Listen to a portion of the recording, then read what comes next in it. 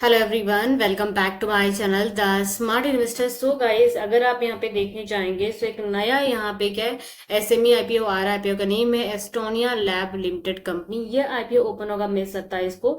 मई 29 को आईपीओ का क्लोज हो जाएगा एंड ऑलमोस्ट बोलेंगे सो मई 23 को एसएमई आईपीओ लगभग दो ओपन होने वाले, blue water logistic and second है एस्टोनिया लैब। ओके, ये आईपीओ के बारे में क्या बात करेंगे वो मैं आपको बता देती हूँ। कंपनी का प्रोफाइल, आईपीओ के डिटेल्स, आईपीओ के टाइमलाइन, आईपीओ के लॉट साइज, रिजर्वेशन क्या रखे गए हैं रिटेल्स के लिए small H nine big H nine के लिए, वो चीज मैं आपको बताऊंगी। प्लस लॉट वाइज कितने रिजर्व रखेंगे वो भी, एंड जीएमपी क्या चल रहा है, प्रीवियस ईयर कंपनी के परफॉर्मेंसेज एंड आगे क्या एक्सपेक्ट कर सकते हैं कंपनी के परफॉर्मेंसेज, वो चीज क्या देखेंगे। एंड प्रॉफिट पर लॉट कितना आपको मिल सकता है ये आप अप्लाई करने से, वो चीज क्या देखेंगे हम आज की वीडियो में। सो इफ अगर आप मेरे चैनल पर नए हैं तो हो सकेगा तो मेरे चैनल को आप सब्सक्राइब कर दीजिएगा, साथ में हिट दी बेल आइकन। अब यहाँ पे एस्टोनिया लैब कंपनी की बात की जाएगी तो कंपनी जो है 2017 में कंपनी का इनकॉर्पोरेशन हुआ है। कंपनी बेसिकली यहाँ पे फार्मा सेक्टर में काम करती। कंपनी यहाँ पे मेन जो है कॉस्मेटिक प्रोडक्ट्स कंपनी क्या बनाती for the companies both with in India and internationally. Like India के लिए भी प्रोडक्ट्स बनाती है कॉस्मेटिक प्रोडक्ट, एंड लाइक बाहर गाँव के लिए मीन्स अलग साइड के लिए, लाइक जैसे कि अमेरिका यूएई हो गया उनके लिए भी। एंड यहाँ पे अगर आप देखने जाएंगे तो कंपनी का मेन मैन्युफैक्चरिंग जो मार्केट का एग्जैक्टली यहाँ पे दिया गया है।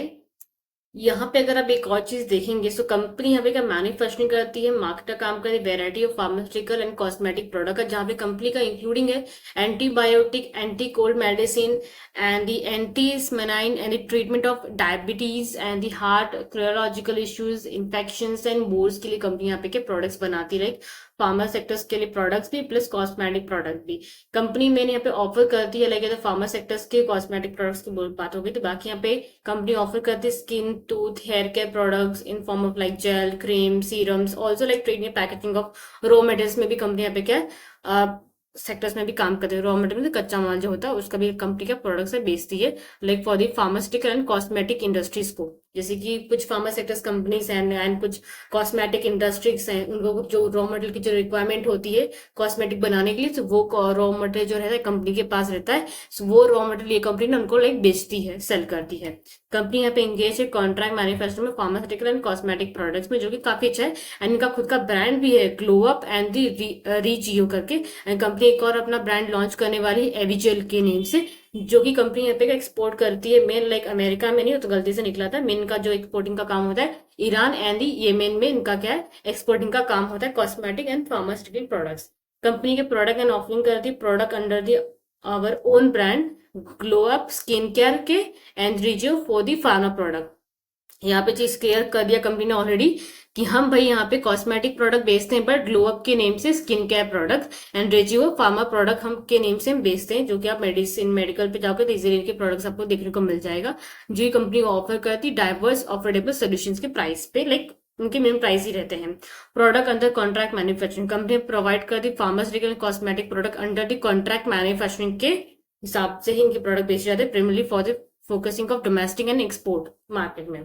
अगस्त 16 2024 तक लगभग इसमें 217 एम्प्लॉइज के काम करते एज ए पेरोल पे। कंपनी को कुछ स्ट्रेंथ दिए गए जो कि आप प्रिंट आउट कर सकते हो।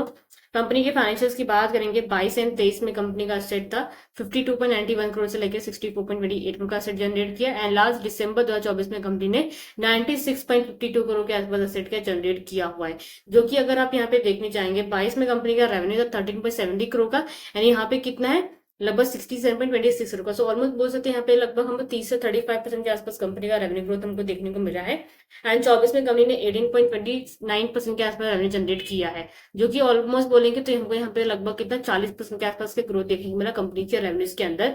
एंड दिसंबर तक 69.69 करोड़ के आसपास कंपनी ने रेवेन्यू का जनरेट किया, जो कि ऑलमोस्ट कंपनी यहाँ पे क्या इसके आसपास या फिर 85 करोड़ के आसपास कंपनी का रेवेन्यू का जनरेट करेगी, जो कि ऑलमोस्ट 10 से 15% के आसपास का कंपनी के रेवेन्यू का जनरेट कर सकती है आने वाले ये अपकमिंग क्वार्टर्स में। ओके, प्रॉफिट्स की बात करेंगे, 22 में कंपनी ने प्रॉफिट जनरेट किया 0.25 का, एंड 23 में 0.27 करोड़ का, एंड 24 में 3.81 करोड़। सो ऑलमोस्ट यहाँ पे लगभग 5 से 10% के आसपास कंपनी का प्रॉफिट ग्रोथिंग हमको देखने को मिला है।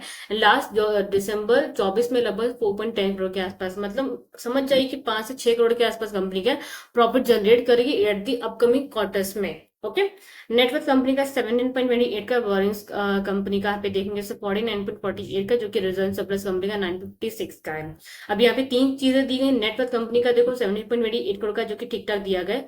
रिजर्व सरप्लस कंपनी का देखा जाएगा तो बहुत कम है कंपेयर लाइक बोरिंग्स से। बोरिंग्स कंपनी का 50 करोड़ का है, ऑलमोस्ट 50 करोड़ का। बोरिंग्स कंपनी की 50 करोड़ की है, एंड रिजर्व सरप्लस कंपनी का 9.56 का। मीन्स का कंपनी की जो डेप्थ है काफी ज्यादा हमको देखने को मिलेगी।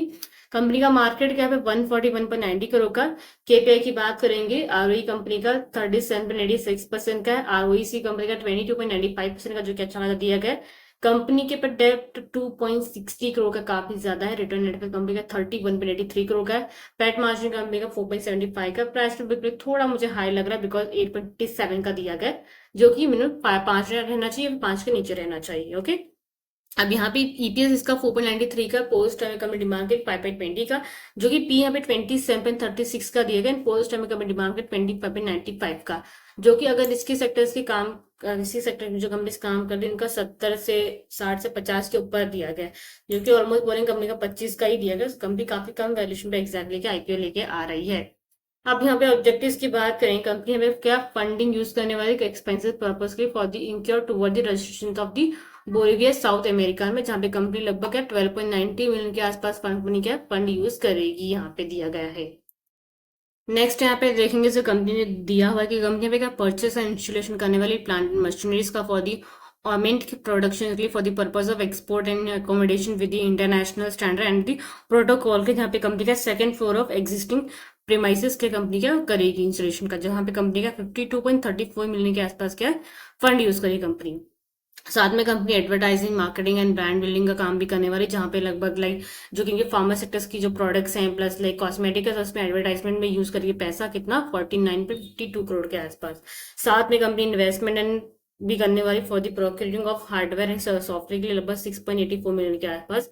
And the general corporate purpose का एग्जैक्टली अमाउंट मेंशन तो नहीं किया गया, but company funding for the working capital requirement की लगभग कितना 195.50 करोड़ के आसपास इतना फंड का यूज करेगी, 197.50 मिलियन के आसपास।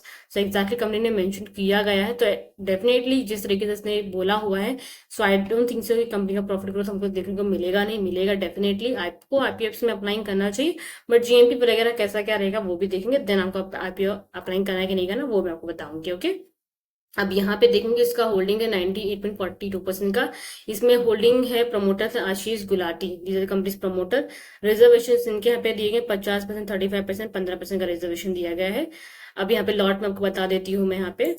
यहाँ पे अगर आप देखेंगे सो रिटेल्स के लिए लॉट रिजर्व रखेंगे 927 लॉट रिजर्व रखेंगे, एंड स्मॉल एचएनआई के लिए 133 लॉट रिजर्व रखेंगे, एंड द बिग एचएनआई के लिए 266 लॉट क्या रिजर्व रखे गए हैं। सो इतने लॉट रिजर्व रखेंगे for the retail, small HNI, big HNI के लिए। ओके। ये परसेंटेज में, तो मैंने आपको इसमें क्या निकाल के आपको दिया, इतने लॉट रिजर्व रखे गए हैं। अब यहाँ पे एक लॉट अप्लाई करने जाओगे तो 1000 शेयर्स मिलेंगे, 1000 में लगभग 1,35,000 का आपका अमाउंट जाएगा फॉर दी आप अप्लाई करने के लिए। रिटेल्स मैक्स टू मैक्स एक लगा सकते हैं, एचएनआई वाले मिनिमम 2 लॉट लगाएंगे, 2 लॉट में 2000 शेयर्स मिलेंगे, 2,17,000 का आपका अमाउंट ब्लॉक होगा। आईपीओ की डिटेल्स की बात करेंगे, मई 27 को आईपीओ ओपन होगा, मई 29 को आईपीओ क्लोज होगा। पेस रेट 10 रुपीज का पर शेयर का रखा गया। प्राइस बैंड 128 से 135 का रखा गया। सो 130 के प्राइस पे आपको आईपीओ का अप्लाई करना है। एक लॉट में आपको 1000 शेयर्स मिलेंगे। कंपनी जो पूरा पैसा लेके आ रही है 37.67 करोड़ का लेकर आ रही है, जो कि पूरा का पूरा प्रेशर मीन पूरा का पूरा पैसा कंपनी के पास हमको ज्यादा देखने को मिलेगा। लिस्टिंग इसका बीएससी एसएमई पे होने वाला है। आईपीओ ओपन होगा ट्यूसडे में 27 को, मई 29 को आईपीओ क्लोज होगा, मई 30 को आपको अलॉटमेंट मिलेगा। एंड अगर आपको आईपीओ लगता है तो जून 2 को आपको डीमेट में शेयर क्रेडिट की जाएंगे, अगर नहीं मिलेगा जून 2 को आपको रिफंड आ जाएगा। लिस्टिंग इसका जून 3 को होने वाला है, एंड मई 29 का लास्ट डेट है आईपीओ अप्लाई करने का। सब 5 बजे के पहले आपको यूपीआई मैंडेट का एक्सेप्ट करना है। जीएमपी की फिलहाल इसकी बात करने जाएंगे तो जीएमपी जो अवेलेबल है वही मैं आपको बताऊंगी यहाँ पे।